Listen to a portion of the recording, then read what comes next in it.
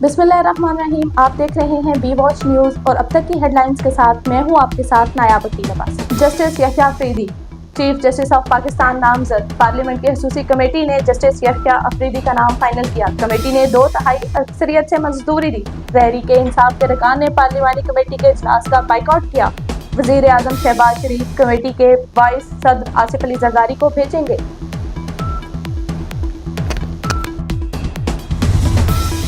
Justice यहया Afridi का ताल्लुक खैबर पख्तूनख्वा से है। 1990 में वकालत का आगाज किया। खैबर पख्तूनख्वा के असिस्टेंट एडवोकेट जनरल रहे। 2010 में जस्टिस यहया अफरीदी शाह और मनुल्लाह लॉ फर्म का हिस्सा रहे। पेशावर हाई कोर्ट का मुस्तकिल जज तैनात होने के बाद इदारे से अलहदा हुए।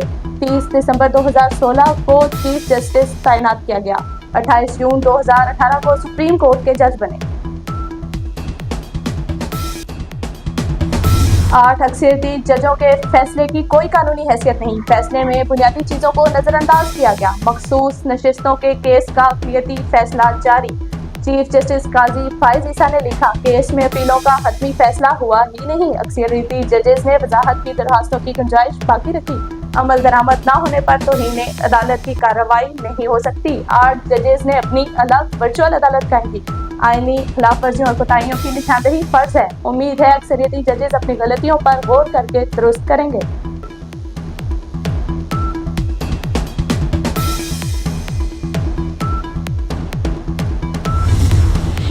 चीफ जस्टिस का अपने फैसले में जनरल बाजवा की तोसी केस का तस्करा। लिखा, जस्टिस मंसूर ने मुख्तलिफ फैसलों में पार्लियामेंट की बालादस्ती का जिक्र किया, लेकिन जनरल बाजवा के तोसी केस में अपने मौकफ से पीछे हट गए।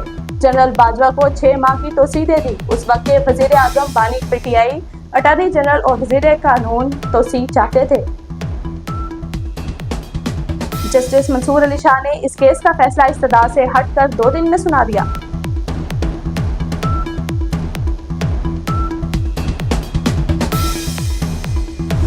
वज़ीर आज़म ने 26वीं तरमीम सियासी और माशी इस्तेहकाम में संगमील करार दे दी। वोट डालने वाले 5 एमएनए से खसूसी इजहार तशक्कुर। काबीना इजलास से खिताब में कहा कि इन्हीं अरकान की वजह से आईनी तरमीम मंजूर हुई। तरमीम से माशी और सियासी इस्तेहकाम आएगा, आम आदमी को सहूलत मिलेगी, ज़ेर अल्तवा मुकद्दमात हल होंगे, इंसाफ की फराहमी का अमल तेज होगा। हम डटे हुए हैं और इंशाअल्लाह हम आपको दिखाएंगे कि पाकिस्तान की आवाम जो मैंडेट चोरी हुआ ये भी वापस लेंगे और इसी पाकिस्तान की आवाम के वोट की ताकत से फिर इस तरह की तरामीम ये कर रहे हैं ना, ये तरामीम खत्म कर देंगे। लेकिन एक बात है, जो इन्होंने एक रास्ता बनाया है किसी के घर में घुसने का, किसी की चादर चारदीवारी को पामाल करने का, किसी की इज्जत पे हाथ डालने का, जहरी मुकदमे बनाने का, जबर करने का, तशद्दुद करने का, अगवा करने का, ये भूल रहे हैं कि ये रास्ता आपने घर के लिए निकाला है। आपने आपका घर भी से महफूज नहीं है और इंशाअल्लाह हम बदला लेंगे, हम छोड़ेंगे। अली अमीन गंडापुर की तोपों ने वफाक के बाद पूरा मुल्क निशाने पर रख लिया है। वफाक के बाद सूबों और सियासतदानों पर यलगार की तैयारी। सीनियर तरीन जज को चीफ जस्टिस न बनाने पर मुल्क गिर इंतजार की धमकी दे दी। कहते हैं इस बार नई मनसूबाबंदी कर रहे हैं, आर या पार, अब हर हद अबूर कर जाएंगे। बानी पीटीआई की पीठ में छुरा घूमने वाला तो बस गया। वजीर इत्तलाआत अता तारड़ के पीटीआई पर वार। बोले कि पीटीआई इंतशार का शिकार है। पार्लियामानी कमेटी के लिए नाम खुद दिए, इत्तफाक नहीं था तो बार बार मौलाना फजल रहमान के पास क्यों गए। अरकान के अखबार से मुतालिक झूठा प्रोपेगेंडा किया गया। तमाम अरकान ज़मीर की आवाज़ पर वोट डाले आए। आईनी तरमीम पर इत्तफाक राय पैदा करने की कोशिश की गई।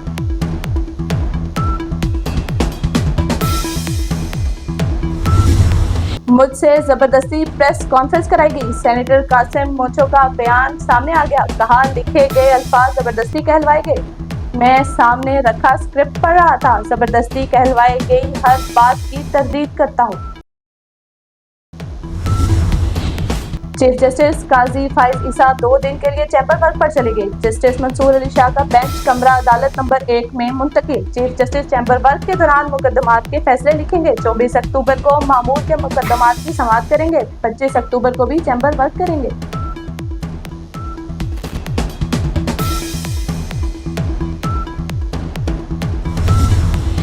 ईरानी फजाइया के सरबराह की पाकिस्तान आमद। पाकिस्तान के आला अस्करी और फजाई क़यादत से मुलाकातें करेंगे। मुसल्लह अफवाज बिलखसूस फजाइया में ताउन के फरोग पर खसूसी तबादला ख्याल होगा।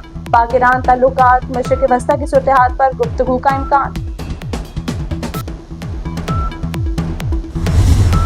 पाकिस्तान में भारत के साथ करतारपुर माहदे में मजीद 5 साल की तोसी कर दी। तर्जमान दफ्तर हाजा के मुताबिक करतारपुर राहदारी के जरिए हजारों यात्री अपने मुकद्दस मकाम की जियारत से मुस्तफीज होते हैं। पंजाब में 3 नई अथॉरिटीज के लिए एक्ट मंजूर। Punjab development authority, water and sanitation authority शामिल। पंजाब हॉर्टिकल्चर अथॉरिटी एक्ट भी मंजूर। टेक्निकल यूनिवर्सिटीज को ओपन किया जाएगा। वजीर आला की ज़ेरे सदारत काबीना का इजलास। माहौलियाती आलूगी के खात्मे के लिए हंगामी इक़दामात। धुआं छोड़ने वाली गाड़ियों पर जुर्माना बढ़ाने की मंजूरी। माहौल दुश्मन प्लास्टिक बैग बनाने वाली फैक्ट्रियां सील करने का फैसला। हिंदू और सिख भाइयों के लिए फेस्टिवल कार्ड के इजरा की तजवीज़। 2200 खानदानों को फीकस 10,000 मिलेंगे।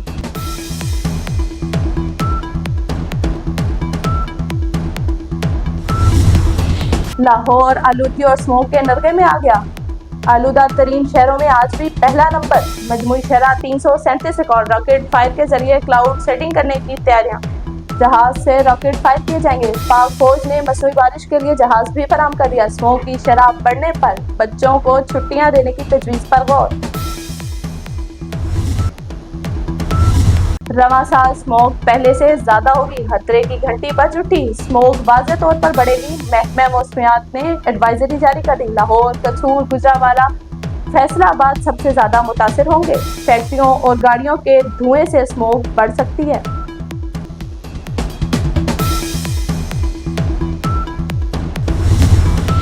नवाज शरीफ से सैफ और फैसल अयूब खोखर की मुलाकात। नवाज शरीफ ने पार्टी के लिए खिदमात को सराहा। कहा, खोखर बरादरान ने मुश्किल दौर में पार्टी का बेहतरीन अंदाज में साथ दिया। खेलता पंजाब पर फैसल अयूब को शाबाश भी दी।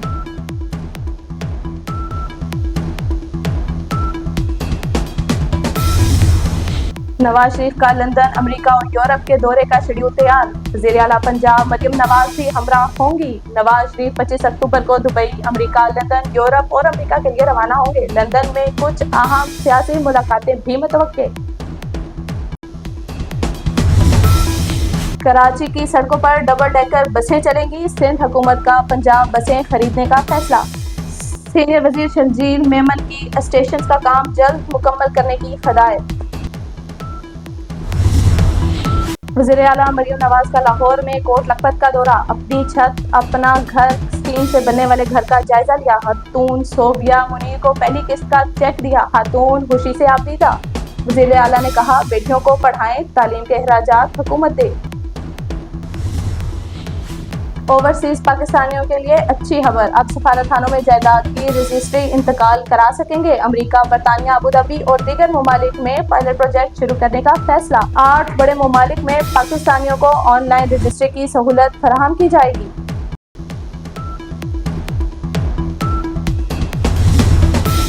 रावलपिंडी क्रिकेट स्टेडियम की रौनक लौट आई। शौकीन क्रिकेट पाकिस्तान और इंग्लैंड के दरमियान तीसरा टेस्ट 24 अक्टूबर से रावलपिंडी स्टेडियम में देख सकेंगे। दोनों टीमें जीत के लिए भरपूर प्रैक्टिस भी जारी।